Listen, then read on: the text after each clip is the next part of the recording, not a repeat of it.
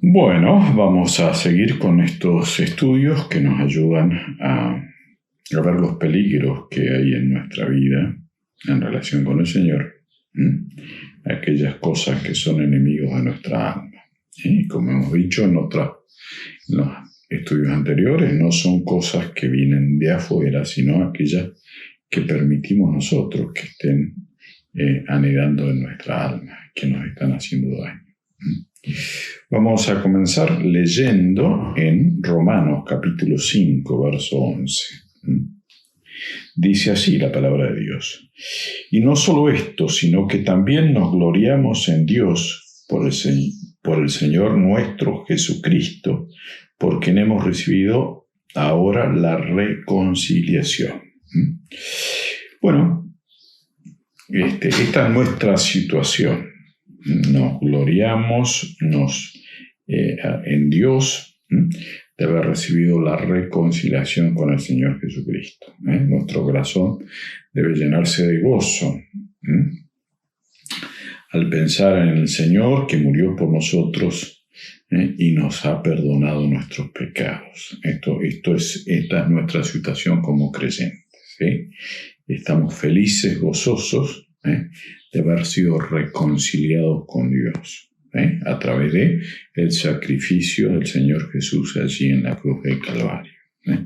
Así que esto es lo que tenemos. Esta es nuestra relación. Sabiendo de dónde salimos, qué era lo que pasaba antes de esto. Pero también lo tenemos que tener claro. Nuestra vida antes de conocer al Señor y de aceptarlo en nuestro corazón como el Señor de nuestras vidas, era la siguiente. Dice la palabra: y vosotros, estando muertos en pecado, os dio vida juntamente con Él, perdonándonos todos los pecados. Allí está.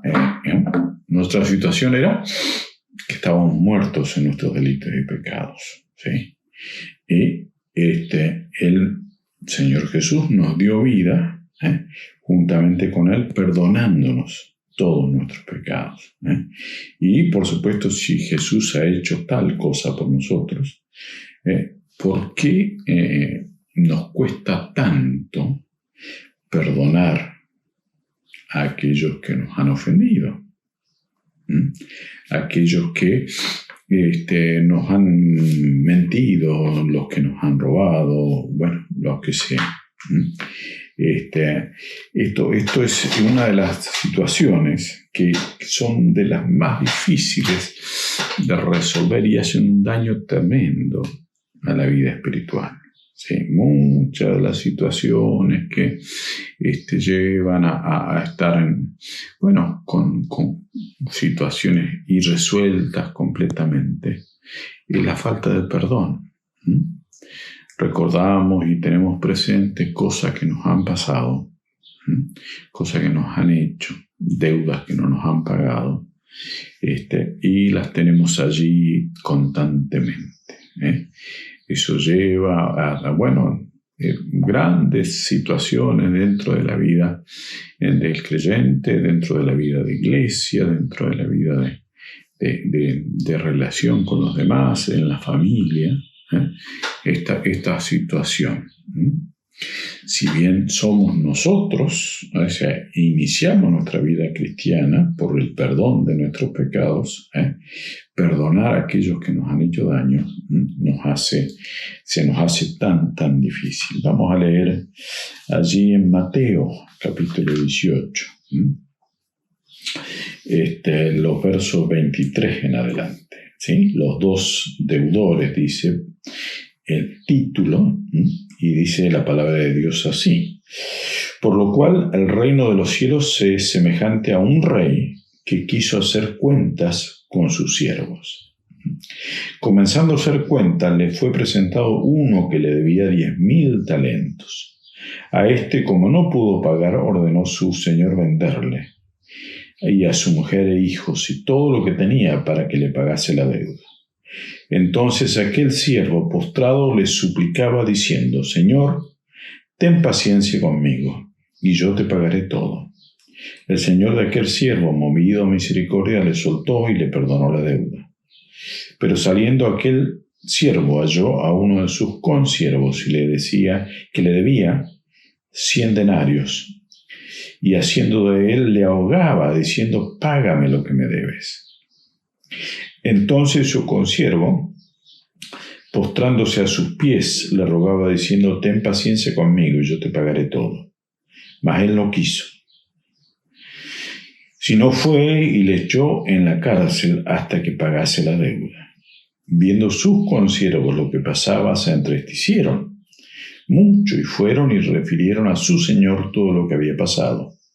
Entonces, llamándolo su señor, le dijo: siervo malvado, toda aquella deuda te perdoné porque me rogaste. ¿No debías tú también tener misericordia de tu consiervo como yo tuve misericordia de ti? Entonces su señor, enojado, le entregó a los verdugos hasta que pagase todo lo que le debía.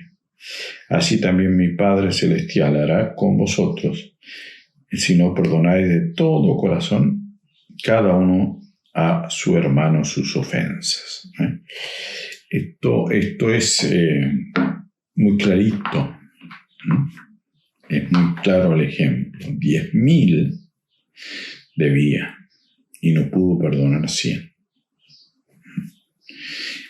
Por supuesto, nosotros otra vez, lo que habíamos leído antes, ¿se acuerdan? Nosotros estábamos muertos en pecado y nos dio vida juntamente con Él, perdonándonos.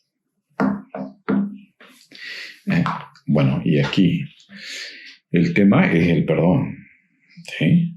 Aquel que debía 10.000 suplicó y obtuvo el perdón de su Señor. Nosotros que debíamos todo, porque nuestros pecados, fuimos perdonados por el Señor. ¿Qué requiere el Señor de nosotros? Que perdonemos a aquellos que nos han ofendido, a aquellos que nos deben, a aquellos que nos han faltado, a aquellos que nos han fallado. Y bueno, esto de pronto nos quedamos en eso de 10.000 y 100 como el gran ejemplo, y por supuesto las consecuencias del no perdón. En el verso 35 dice: así también mi Padre Celestial hará con vosotros si no perdonáis de todo corazón cada uno a sus hermanos sus ofensas. Fíjense, aquel que había sido perdonado pero no perdonó, fue entonces, lo entregó a sus verdugos hasta que pagase todo lo que debía. Y el texto dice: y así va a ser Dios con nosotros si no perdonamos. Entonces, qué importante que es que perdonemos. ¿Qué pasaba aquí? El que no perdona es egoísta porque él recibe perdón de Dios, pero no está dispuesto a perdonar. Que Dios me perdone, pero yo a vos no te perdono. Y esto es lo que Dios no quiere y no acepta. ¿Sí? Ese egoísmo. Y bueno, si yo soy perdonado, tengo que perdonar. El que no perdona exige a los demás la perfección que no tiene. Que él le reclamaba los 100 denarios, cuando apenas un instante antes había estado suplicando, pidiendo que le perdonaran 10.000. ¿Sí? Yo le exijo a mi hermano que él sea perfecto cuando yo no lo soy. ¿Sí? Él me debe pagar, pero yo no puedo pagar. Y bueno, por supuesto, entonces el que no perdona será juzgado por Dios con la misma vara con la cual está midiendo a los demás. Si yo quiero que Dios me perdone por su infinita misericordia y gracia, ¿sí?, debo también perdonar. ¿Sí?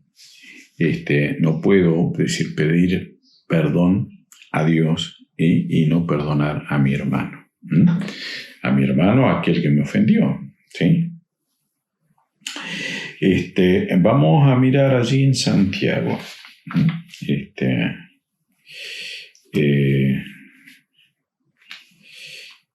Santiago capítulo 2, verso 13. Dice, porque juicio sin misericordia se hará con aquel que no hiciere misericordia. Juicio sin misericordia se hará con aquel que no hiciere misericordia. Y la misericordia triunfa sobre el juicio. ¿Sí? Si yo voy a juicio por todos mis pecados, nadie me va a poder absolver. ¿Sí? Cuando pensamos en el pecado, en las cosas que he hecho, recuerden que peco por acción, peco por omisión, y peco por acción. Entonces, por supuesto, no hay tribunal que me absuelva. Necesito la misericordia, ¿sí? Y esa se obtiene cuando también estoy perdonando. ¿Sí? Ahora, ¿qué sucede cuando yo no perdono? Empieza a aparecer en mí el deseo de hacer justicia por mano propia. O sea, como no perdoné, lo tengo allí. No le decimos, le hago una cruz. ¿Sí? Pero después me quiero vengar. O sea, que pague, que sufra. Y eso pierde toda dimensión. Me quiero vengar. ¿Sí? No solo que agrego a la falta de perdón el deseo de venganza. Bueno, y empiezo a tener obsesión, a pensar y hablar de ese tema, de esa persona que me debe los 100 denarios, y lo recuerdo y se lo cuento a todo el mundo. Estoy siempre recordando, ¿sabes? Que fulano no me pagó aquella deuda. Entonces, qué tremendo que es cuando no estamos perdonando. Hay una angustia amarga, porque donde no hay contención, hay perturbación y toda obra perversa. Por supuesto, cuando eso llega a pasar, voy a tener dificultades para orar. ¿Sí? Porque cuando yo oro, ¿qué le digo al Señor? Perdona nuestras deudas como nosotros perdonamos. Y si yo no perdoné, ¿cómo voy a orar? No puedo acercarme al trono de la gracia sin haber perdonado. Bueno, esto también se transforma en una falta de vida de oración y en un espíritu y actitudes irritables. Arruino las relaciones familiares, primero las relaciones con el que me ofendió, y después con todo el mundo, o sea, con la familia, con la iglesia, con todos, porque esto, al no sacarlo, sigue creciendo. Así que, bueno, es importante perdonar. Y por supuesto, trae consecuencias si no lo hacemos. Vamos a mirar lo que dice el Evangelio de Lucas. ¿Sí? Lucas capítulo 6.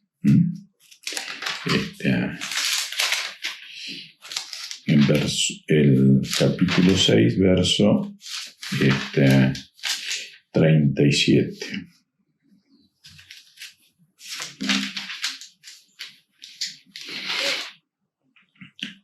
No juzguéis y no seréis juzgados, no condenéis y no seréis condenados, perdonad y seréis perdonados. No juzgamos, no condenamos y perdonamos. Este es el requisito. Esto es lo que Dios dice. Y si no, no nos perdona. ¿Sí? Si no, nosotros no practicamos y perdemos esa bendición de Dios. Veamos en Romanos.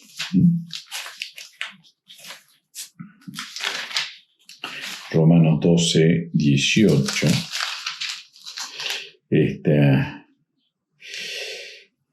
Si es posible y en cuanto dependa de vosotros, estad en paz con todos los hombres. Este también es un un mandato. Dice, bueno, estemos en paz con todos, porque si no, bueno, no estamos cumpliendo ese propósito de Dios. Vamos a mirar también Efesios capítulo 4, versos 26 y 27. Dice, airaos, pero no pequéis, no se ponga el sol sobre vuestro enojo, ni deis lugar al diablo.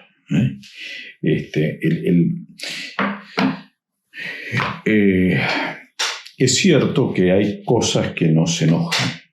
No está diciendo el Señor que no nos tenemos que enojar. O sea, hay cosas que nos duelen, cosas que nos pasan, que nos causan dolor. ¿Sí?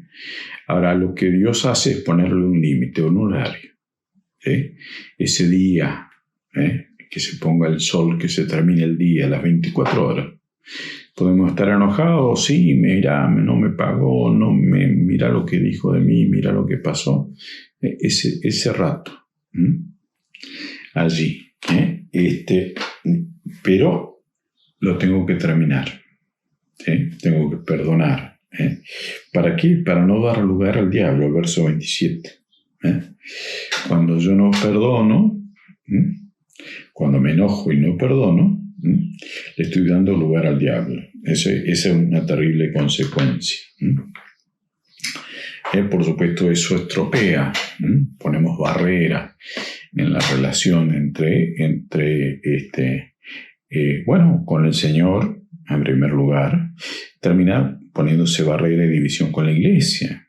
Recuerden que nosotros compartimos la cena, el mismo cuerpo, partido, el pan, el vino. Todo esto si hay perdón. Y si no, ¿cómo hacemos para ir al Señor si el Señor no nos perdona? Porque no perdonamos. Qué importante entonces poder hacer lo que el Señor dice. Poder estar dispuestos a hacer lo que el Señor pide de cada uno de nosotros.